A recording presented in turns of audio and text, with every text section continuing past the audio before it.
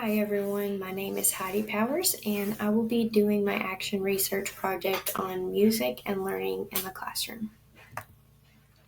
My topic of interest is music used to promote learning in the classroom. Music is used in the preschool classroom daily, but what is it being used for? I work in early Head Start and the building beside me is Head Start. My ages are 0 to 3, Head Start is 3 to 5. We have a very high turnover rate. I've noticed that in the past few years.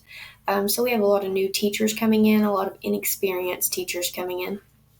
And I've noticed with them that they're using music as a background noise. They're using it just for them to listen to and not for the kids to learn from. And when they do play music for the kids to learn from, they're not doing those activities with the kid. They're not interacting with the kids. They're not keeping the kids engaged in their learning. So with this, I hope to see music used to teach children more often, and I hope to see the children more engaged with their learning. My two research questions are: how does music promote learning, and how can teachers use music to increase student engagement? My research findings. I found an article by Lisa Coops and I found a few quotes from her out of that I really liked.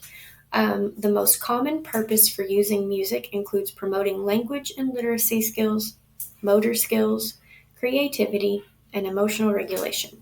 And she said that activities used to teach musical learning are rare, which I see in my classrooms, and they should be play-based and they should be active. Joyanta Sarkar and Utpal Biswas, excuse if I said those names wrong, I'm sorry if I did. They said that children process data in different ways. They can process it visually, by sound, or kinesthetically, and music can be used in any of those ways. Music can be used in video with pictures, music can be used as is in sound, and music can be used kinesthetically, which is with movements. The same two people said that the window of chance for learning with music is from ages 3 to 10. So that's when learning with music is most helpful. E. Gordon says that all children are born with the ability to learn music. So if all children are born with that ability to learn music, then music can help them to learn other things in the classroom. In a study done by Christina Auerbach and Aletta C. Dilport, they did a study and they did personal observations. They took field notes and they did semi-structured interviews. They did a 10-month music program with a group of 12 children. And with that program, they found that children's listening skills, social skills, sense of unity, and growth were fostered. So they had a lot of improvement with their musical program. Another study was done in Finland, and they surveyed a lot of teachers, and they wanted to know if music was important to them or in the classroom, or if music was not important to them in the classroom. So within those teachers, they did 23,142 random observations out of the teachers where music was not important and the teachers where music was important. So when they watched these children, watch their involvement, they watched them during a 4-hour window. They found that in the classrooms with the teachers that thought that music was important in the classroom, they found that there was low interrupted involvement, more positive emotions, and the enhancing of pedagogical learning environment.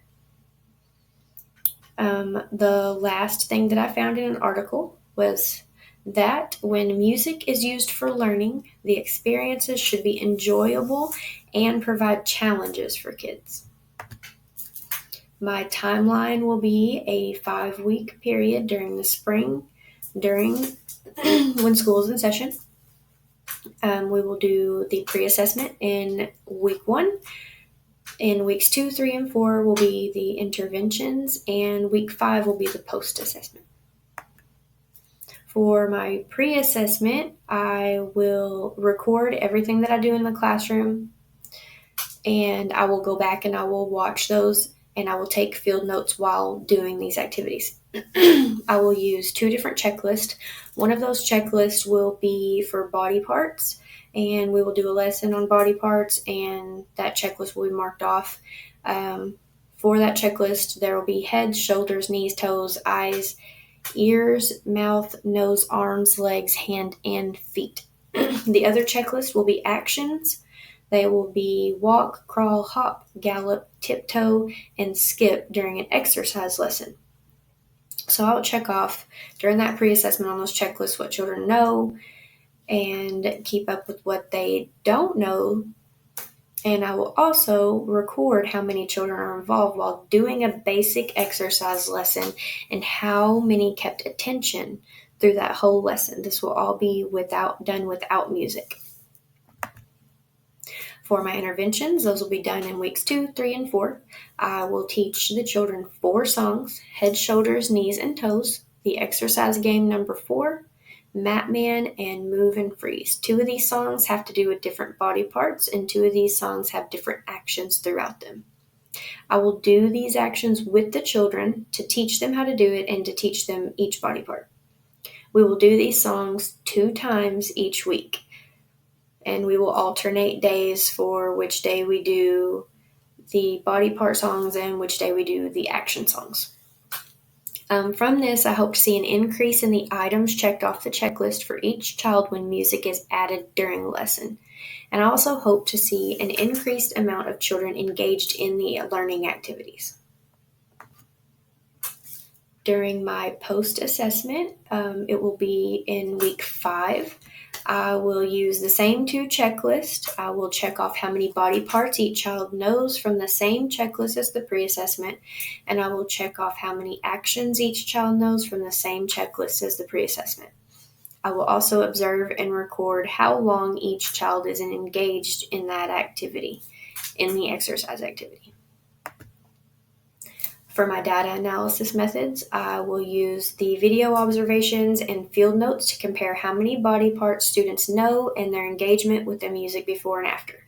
I will use a pie chart to compare the percentage of how many children were engaged in that first lesson and during week 2, and then during week 3, so that we can see what percentage more of children were involved by week. I will also use a line graph with each child's name to show them how many body parts they know during each of the 3 weeks. So we will use that checklist in week 1, week 2, and during week 3. And we're going to use that to see an upward or the downward trend in learning.